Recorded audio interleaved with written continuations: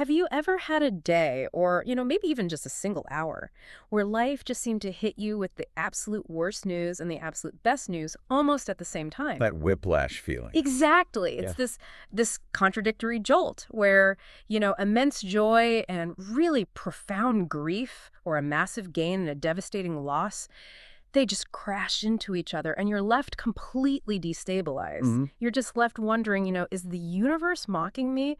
Or is it trying to teach me something so fundamental that I have to experience both poles at once to really get it? That's a great question. I felt that exact tension just reading the intro to our source material today. The author shared this. This unforgettable night, her phone rang twice, just minutes apart. Wow. The first call, a dream job offer, the kind of validation she'd worked years for. And then the second call brought news of a loved one's sharp, really terrifying health crisis. In the same hour? Yeah. In the span of an hour. Celebration and sorrow just collided, and it forced her to hold these two radically opposite realities at the exact same time. And that question, what is this tension for, that became the seed for this whole deep dive. And what stands out right away is that this experience, it isn't chaos. It might feel like chaos, but it's more like a highly structured cosmic choreography. Okay. Today, we're diving deep into the law of polarity. And this isn't, some self-help platitude. It's a really fundamental principle that's been hinted at by physicists, philosophers, ancient wisdom traditions for centuries. And they all kind of point to the same thing, right? They do. They all suggest that opposites don't just coexist side by side. They actually require each other. They complete each other. They carry power. Precisely. Everything comes in pairs, and those pairs carry this immense kinetic power. I mean, think about something as simple as electricity. Right. You need both the positive and the negative charges. You need that dynamic tension between them for the current to even flow. If you try to hoard only the positive charge, the lights stay dark. The circuit is incomplete. You get nothing. That analogy is absolutely perfect for setting our mission today.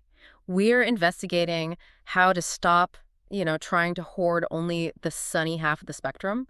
Because when we avoid difficulty, when we try to eliminate the possibility of the layoff or the heartbreak or the diagnosis, we're basically just cutting the wire. We're breaking the magnet. Exactly. So our goal is to flip that struggle on its head, to understand that difficulty isn't a distraction from growth, but it's the training ground that's required to build resilience and purpose and genuine emotional muscle. And this dive is really a masterclass in seeing the full, complicated picture of life. We'll be tracking 4 central concepts throughout our conversation. Okay, let's lay them out. First, we really need to internalize this idea of the hidden dance of life's necessary opposite pairs. Okay. Second, we have to address the myth that events are inherently good versus bad. Because they aren't. Not until we assign meaning to them. That's a big one. It is.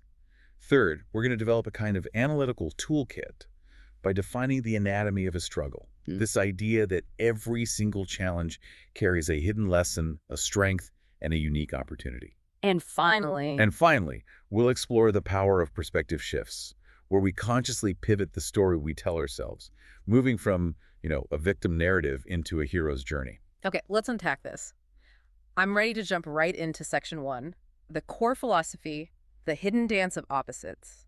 And it starts, I think, appropriately with motion and action. It really has to be understood through a kinetic, relatable action, not just static theory. I mean, think back to a moment of learning radical instability, like the first time you rode a bicycle without training wheels. Oh, yeah. Terrifying. Right. The second you push off, you are inherently unstable. Yeah. But you achieve stability not by eliminating that instability, but by dynamically partnering with it. You have to lean into the fall a little bit? Exactly. If you start falling to the left, you turn your wheel slightly to the left, which creates the counter force to bring you back up. You are actively working with that push and pull the tension to stay balanced. That is the law of polarity in action. And the author shares a really personal example of this that really hit me. She described the day the doctor told her that her hearing would continue to fade. A sensory loss so profound that she'd eventually struggle to tell the difference between human consonants and, say, birdsong. That just sounds like a massive trauma. It is. But then there was this odd, almost miraculous side effect in the months that followed.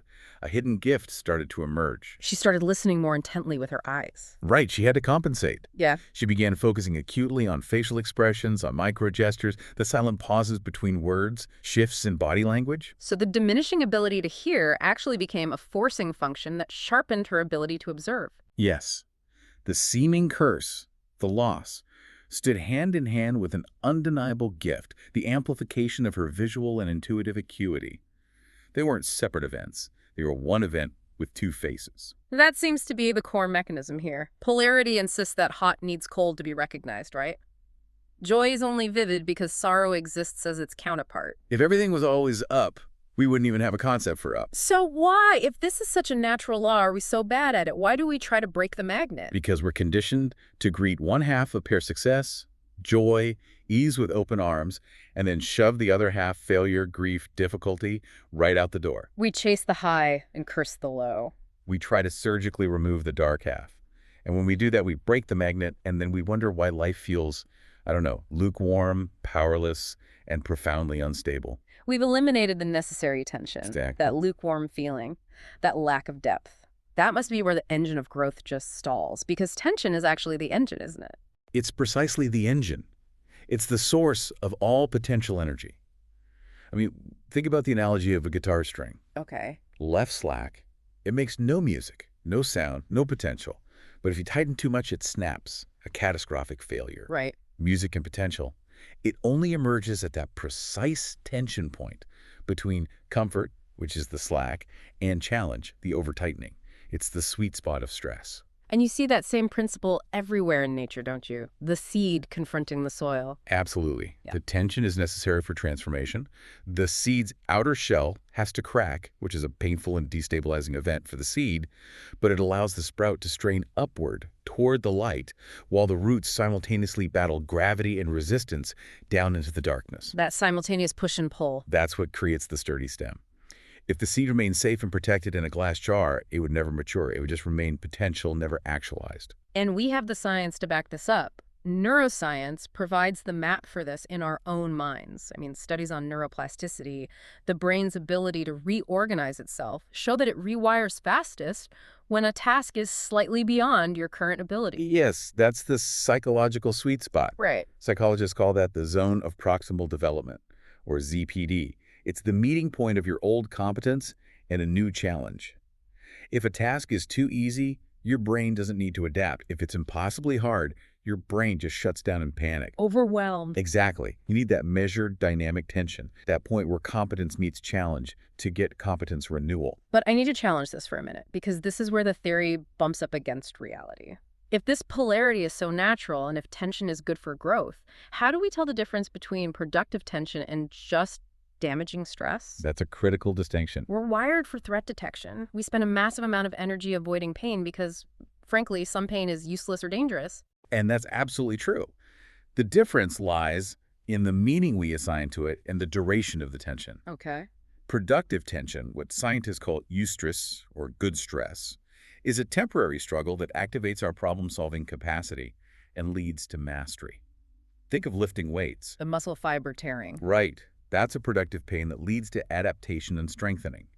Damaging stress or distress is when that tension is unrelieved, it's chronic, and it just leads to burnout or breakdown. So if the stress continues long after the problem is solved, that's when it becomes toxic. But that initial jolt, the crisis, is often the necessary catalyst. Exactly. And to manage that initial jolt, we have to overcome two massive biases: our evolutionary bias and our cultural bias. The evolutionary one is the negativity bias, right? Our brains prioritize threats. Right. Missing a threat, like a predator, could cost our ancestors their life. Yeah. Missing a delight, like a berry, just meant they were hungry for a bit. That negativity bias still runs deep in our wiring. And culturally, it feels like it's even worse now, with media pressure and everything else. Oh, for sure. The cultural pressure tells us that life should be linear and always ascending. Fairy tales end with happily ever after. Social media feeds are just highlight reels curated to show only the up of the pendulum swing. So it amplifies this really entrenched binary worldview. You're either winning or you're failing, flourishing or collapsing. When the law of polarity says that both states are happening concurrently all the time and constantly feeding each other. Which brings us to that crucial mindset flip. We have to move from judging experiences as good versus bad to seeing them as complementary and necessary. We stop demanding a world without resistance. Yeah. And the ultimate, most devastating yet illuminating example of finding meaning in that necessary shadow comes from Viktor Frankl. The psychiatrist imprisoned in Nazi concentration camps. Yes. And within that unimaginable, chaotic bleakness, he observed that the prisoners who survived were often the ones who could find just a sliver of meaning in their suffering, a future goal, a loved one to see again, or simply the ability to maintain one's spiritual freedom even when physical freedom was stolen. He called it logotherapy, the search for meaning. And the staggering realization there is that Frankl discovered that even when circumstances are utterly unchangeable, the final human freedom, the choice of your attitude, always remains. Logotherapy was born in hell. It proves that the deepest shadow allowed the most profound light of insight to stand out. The poles were maximally separated, and yet that's what created the meaning. Absolutely. And the author brought this into her own sphere with a really vulnerable story about filing for bankruptcy. She said it wasn't just a financial failure, it was, as she described it, public proof of being defective, a total personal catastrophe. That's the emotional gravity of an event like that. It's almost never just about the ledger sheet. Never. But that experience stripped away a whole persona she had built on external validation. She realized she had subtly marketed her own self-worth by the size of her office, the square footage of her apartment, the price of her car. And bankruptcy forced her to downsize everything. Everything except her imagination. It created the space and the necessary constraint that led directly to her successful freelance career and eventually to writing this very book. So that transition from feeling defective to finding her imagination, how long did that shift take? Was it like a lightning bolt, or was it months of slow, painful realization? The sources suggest it was certainly not immediate. It was a slow, deliberate reframing. She really had to sit in the ashes for a long time. And the key takeaway, the integrated view, is that the gift, the new career, the wisdom, it didn't cancel out the initial grief or shame. They now sit together. It's not an either. Exactly. It's not. The pain provided the pressure, the insight provided the release. They were like two lungs in one chest. You need both for life. That is such a powerful, stabilizing image. We have to be willing to experience the darkness if we want to integrate the light. Yeah. Okay, let's move into section 2. This is where we get analytical about the process. We're going to dissect the anatomy of a struggle, which is exactly the kind of framework our listeners need. Right. We need to give you an X-ray view, something to look through. Pain has to stop being viewed as a punishment and start being seen as data. A sensory telegram. That's a great way to put it. A sensory telegram revealing precisely what requires your attention or needs strengthening. Like when the author's consulting firm collapsed during the 2008 recession, she initially saw it as just a pink slip from the universe, a total failure of business strategy. Right. But the X-ray view revealed something much deeper. She admitted she had been addicted to the high of external validation from clients and colleagues, and she was neglecting her deeper, quieter desire to write. So the financial fracture exposed a hairline crack in her fundamental sense of worth. And it pointed her relentlessly toward the need for authenticity and what she calls identity sovereignty. The pain was the locator beacon for the lesson. Okay, so this gives us our analytical structure, the 3 layers of every struggle. The first layer is the surface event. The surface event is the obvious trigger. It's the thing that makes the headlines in your life. The layoff, the difficult diagnosis, the unexpected betrayal, the market crash. It's the drama. It's the drama. It upends the status quo, triggers the physiological alarm, the adrenaline surge, the narrowing of focus. Most people freeze at this level, believing the struggle is only the event itself. So they try to fix the event. Which is necessary, but it's often not enough. Because beneath that surface is the deeper, more insidious layer, the structural pattern. This is the hidden, often unconscious, repeated theme. Exactly. It's the cycle that keeps repeating, often disguised with different people or in different settings. It could be repeatedly dating emotionally distant partners or consistently sabotaging your success right before the finish line. Or equating self-worth with relentless productivity until you crash. Yes. And if you only fix the surface event without addressing that structural pattern, the universe just replays the lecture at a higher volume with a new cast of characters. It forces you back to the same tension. So the structural pattern is the necessary polar opposite waiting to be revealed. The hidden structure of insecurity is calling for the structure of self-trust. Precisely. And that leads us to the final, deepest layer, the core lesson. Which is the curriculum the soul secretly signed up for. I like that. Yes. The core lesson is the fundamental pivot in understanding or identity that the struggle demands. And this is the paradox of polarity at its most potent. The lesson is always made of the polar opposite of the pain. You find self-respect in the ashes of disrespect. You find identity sovereignty when external accolades dissolve. Let's apply this three-layer model to the case of Javier, the professional cyclist. Okay, so Javier was an elite athlete. His entire identity was built around physical mastery and speed. The surface event was catastrophic. Yeah. A shattered femur and a training accident that medically ended his career overnight. Wow. The structural pattern was equating his entire worth, his right to exist, even with his physical ability and public praise. So when the physical body failed, his sense of self just failed with it. The fracture wasn't just physical. It was a total identity quake. A total identity quake. Hmm. But the core lesson, which was forced on him by the physical immobility, was cultivating the intellectual and emotional dimension he previously ignored. So the pain of losing his physical career became the redirection signal. It became the signal to become a sports psychologist, where he could use his deep, lived understanding of performance pressure and trauma to help other athletes. He accessed a parallel narrative for his life, the compassionate mentor, that was only accessible through the crack of the injury. So the injury was the tension that birthed the new career. Okay, so once we dissect the struggle, the next necessary step is reframing the narrative, because our language, as you said, either seals off or opens up these lessons. It absolutely does. When we use words like wasted effort to describe a painful breakup or a failed attempt for a business venture, we immediately seal off the corridors that contain the lessons, the insights, the crucial connections. We just pass judgment way too quickly. And language is truly architectural. It builds the reality we inhabit. The sentence we choose literally shifts our biology. The research is so clear on this. Saying, "I am devastated," triggers a stress hormonal cascade. Cortisol and adrenaline spike. Your attention narrows to immediate threat. Your brain sees a red light. But reframing that. Reframing the experience by saying something like, "I'm challenged, and this is complex," that recruits the problem-solving regions of the brain. It engages the prefrontal cortex. Your brain sees a yellow caution light, which signals necessary engagement, not total shutdown. We saw this dramatic pivot in the case study of Luis in the burn unit, a young man covered in third-degree burns who arrives and is just moaning, "My life is over." And that catastrophic labeling was shutting his system down. It was. But on the fifth day, through a lot of effort from the nursing staff, he asked for a mirror. He looked at his swollen, damaged face, the surface event, and he forced himself to re-architect his internal landscape. What did he say? He looked at the mirror and whispered, "Still me." That simple declarative sentence marked the pivot. That is a profound moment of reclaiming authority. What's the neurological impact of a shift like that?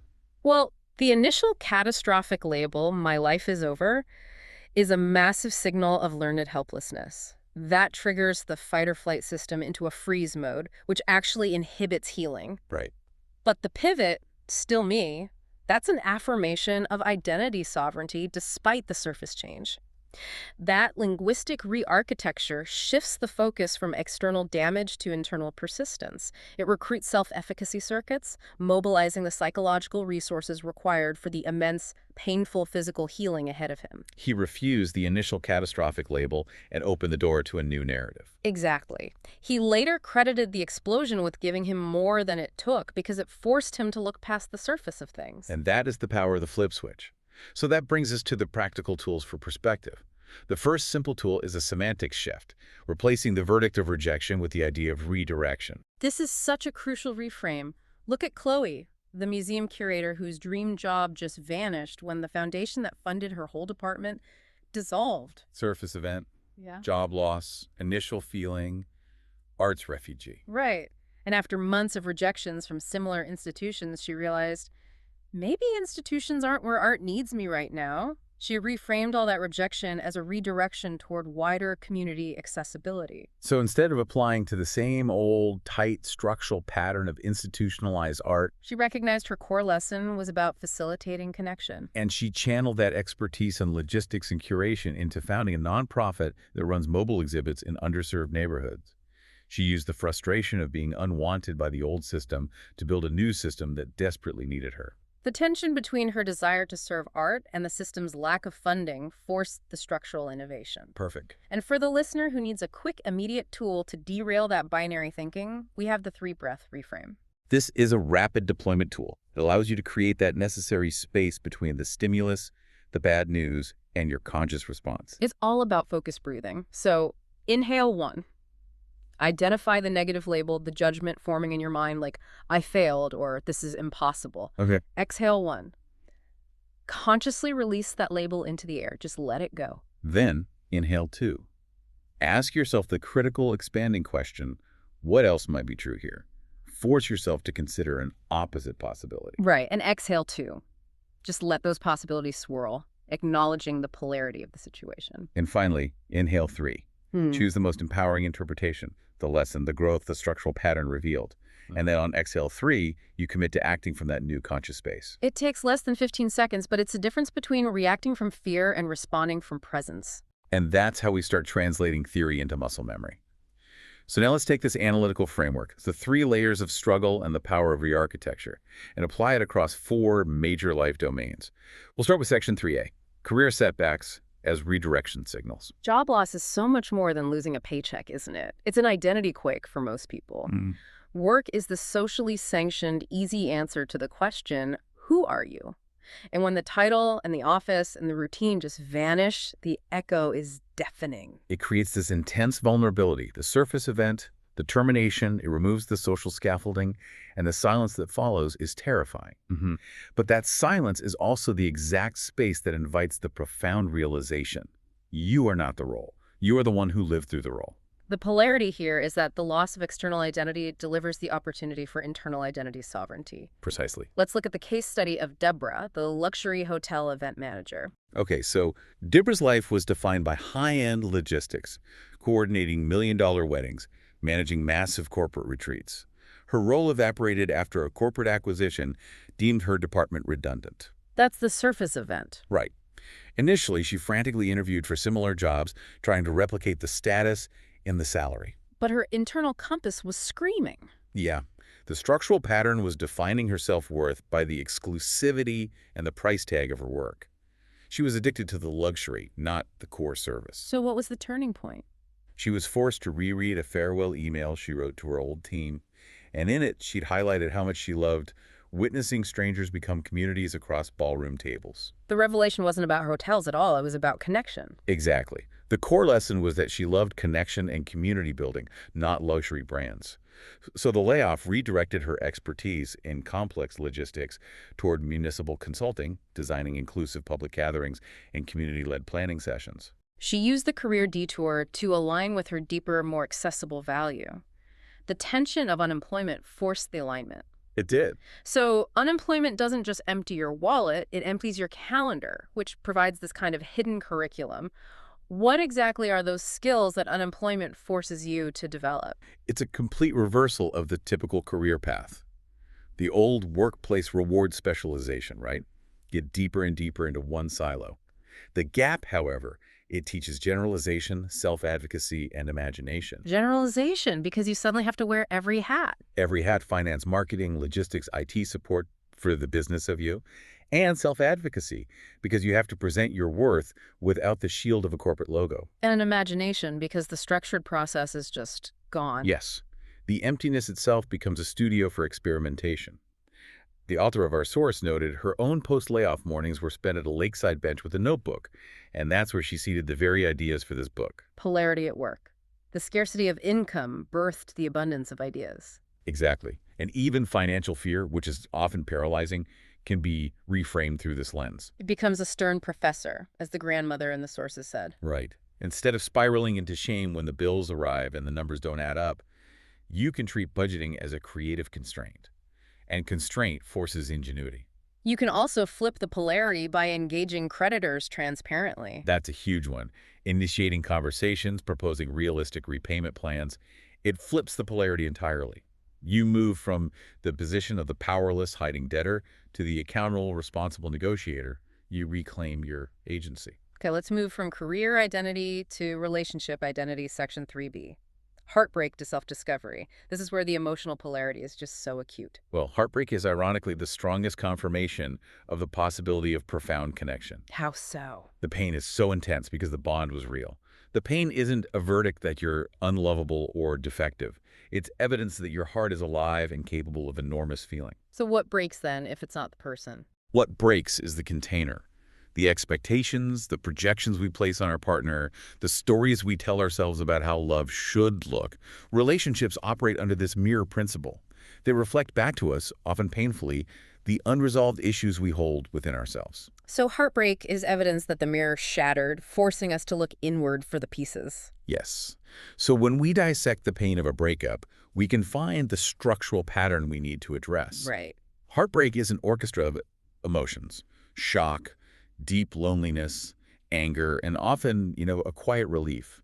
Cataloging those waves is critical. So for instance, anger. Anger often maps to where you placed your agency in the hands of the other person, not your own. Loneliness, when you examine it, it illuminates the friendships or self-nurturing habits you neglected while focusing only on the partner. The pain is just data telling you where the imbalance lies. The profound case study here is Maya, who endured the implosion of her 17-year marriage after her husband confessed to an affair. And she felt completely discarded and invisible. So, surface event. The affair and the divorce. The immediate pain was feeling like a secondary character in her own life. But the structural pattern was revealed when her therapist asked a really penetrating question. What was the question? When did you start muting yourself in this relationship, Maya? The self-silencing. Yes.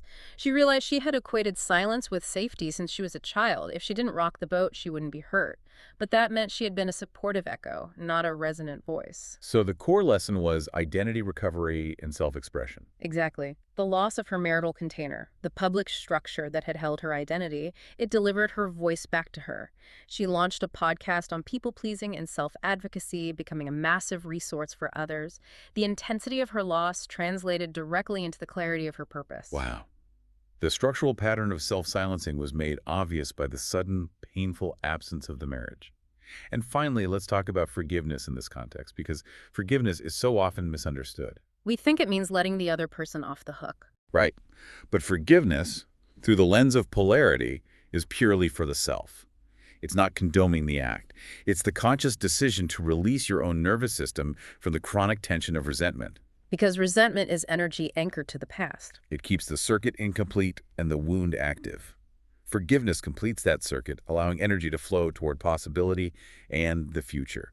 It's a deep, deep act of self-care. Okay, moving from matters of the heart to matters of the body, section 3C. Health crises as wake-up calls. Illness is often seen as a personal betrayal by the body, but our sources frame it as a coded telegram. The body is such an honest reporter. Illness or injury isn't a betrayal. It's a message about patterns, priorities, and beliefs that have gone unheeded. The body speaks softly at first. It does. A persistent ache, chronic migraines, stress-induced rashes. But if we fail to listen to those subtle signals, the volume rises to a shout. A cardiac episode, a significant diagnosis. The author experienced this directly with her cardiac arrhythmia. The diagnosis was shocking, but the doctor's findings were. They were the somatic signature of a massive lifestyle paradox. She was literally preaching balance and self-care to her clients while she was inhaling triple espresso shots and routinely sleeping 4 hours a night. Prioritizing output over input. Completely. Yeah. Her heart was physically out of rhythm because her days, her weeks, her professional life were fundamentally out of rhythm. Polarity was mapping a painful but precise route home, forcing her to align her internal beliefs with her external behavior. The key mindset shift here seems to be moving from the idea of waging war on a hostile body, that battlefield mentality, to seeking partnership and collaboration. That shift in language is vital. The nurse practitioner's advice the author received was, talk to your heart like it's a scared animal, not a broken machine. I love that. It changes the entire dynamic. When you treat your body as a machine, you feel powerless when it breaks.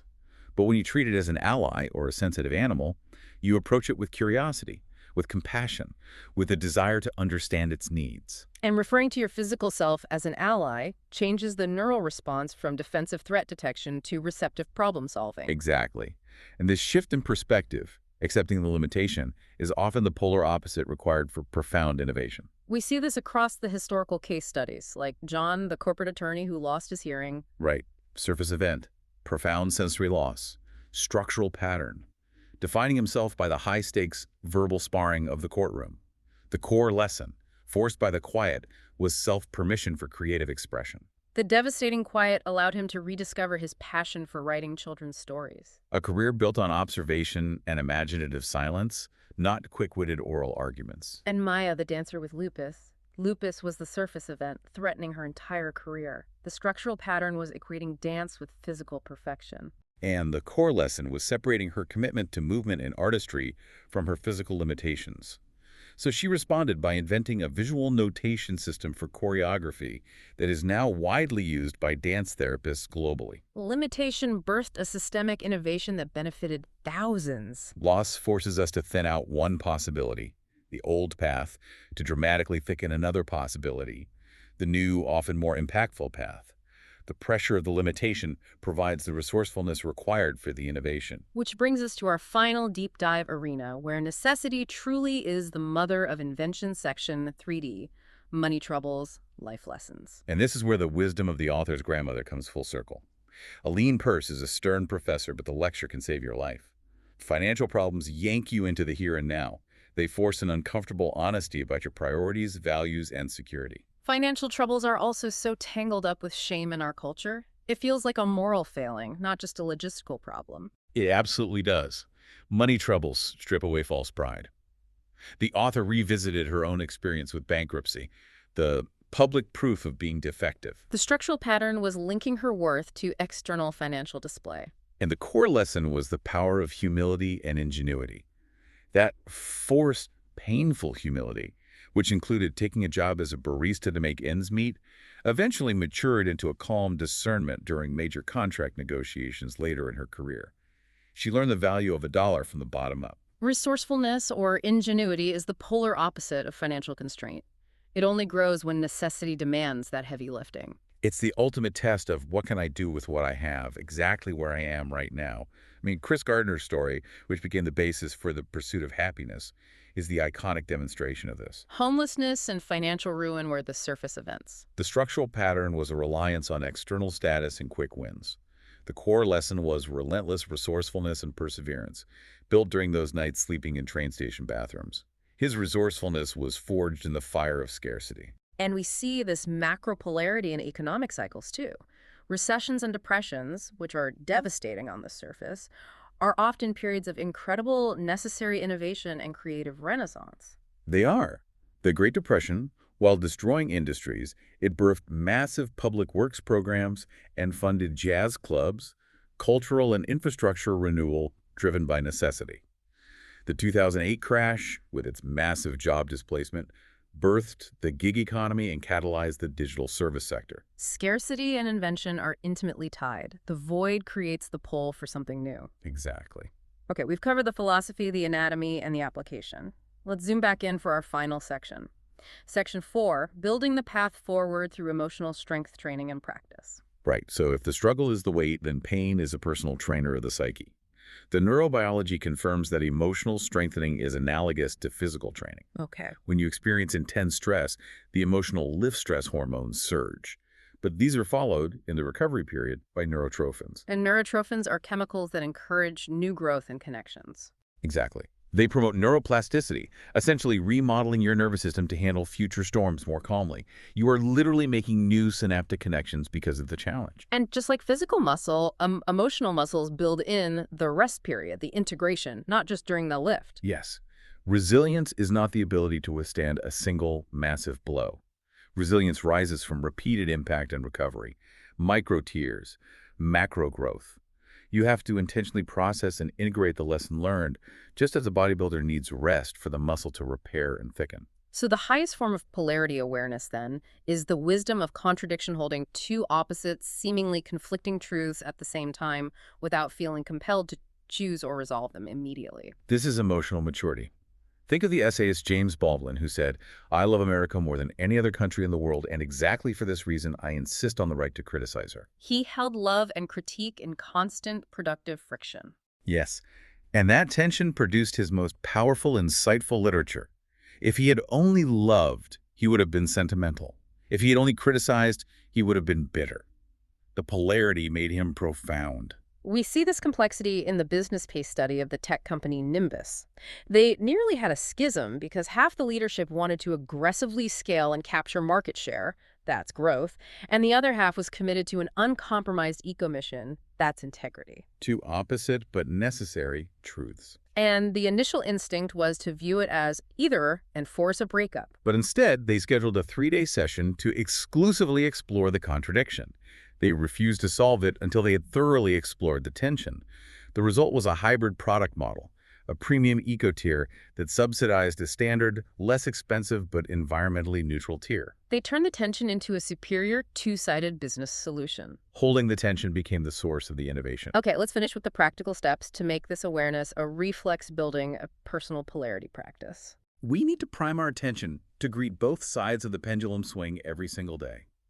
So, we start with a morning alignment. And this isn't about forced gratitude. The author's paired breathing technique is really elegant here. Inhale and label whatever comes to mind as, here is the gift, then exhale and label whatever comes to mind as, here is the growth. So if your mind supplies a worry, a challenging conversation, a looming deadline, you label it growth. You're mentally acknowledging that it's demanding new skills from you. And if your mind supplies a pleasant image, your coffee, a good memory, you label it gift. You're training yourself to work with contrast and greet every incoming data point as either a lesson or a blessing. And then in the evening, we have the even integration, the save button for the day's edits. Right. You replay the day, not as a judgment session, but as a neutral observer. You ask 2 questions. What opposite forces were present today, and how did I navigate the tension between them? And then you write one single sentence that holds the entire polarity. For instance, today, debilitating nerves and surprising confidence choreographed a dance that served my client, and both were necessary. The ultimate goal is that sustaining this daily practice shortens your time to recovery. Mastery doesn't eliminate the pendulum swing of life. It just makes polarity awareness a reflex, enabling you to recognize the opportunity within the difficulty much faster. You know, what really stands out to me after deep diving into all these sources is the functional clarity we've gained by defining the anatomy of struggle. We now understand that toxic positivity, which just tries to pretend the pain doesn't exist, it cuts the wire of potential. Right. But balanced positivity, which honors the pain and the possibility at the same time, that's what completes the circuit. Look at the whole picture. We've covered so much ground today. We moved from the personal trauma of simultaneous good and bad news, through the analytical layers of struggle, across the domains of career, relationships, health, and finance, and we've landed on actionable daily practices. And we've shown that history's greatest comeback artists, Mandela, Rowling, Lincoln, they didn't rely on magic. They relied on the disciplined recognition and application of this law of polarity. Every single setback they faced, from Lincoln's numerous political defeats and profound personal grief to Rowling's public poverty or Mandela's decades of unjust imprisonment, already contained the seed of the strength, the wisdom, the compassion required for their next world-changing act. The opposition they faced was the training. The struggle always contains the seed of its own solution, and you, the listener, are the gardener. You have to honor the pain, but you must equally honor the possibility it delivers. Precisely. So here is your closing challenge. I encourage you to accept the invitation to practice. Choose one small habit for tomorrow that honors both the tension and the potential for growth. Maybe it's the 3-breath reframe during a moment of frustration, or simply sitting down tonight to name the emotional paradox you navigated today. Start there. Trust that the weight of the struggle you carry already contains the precise training required to transform you.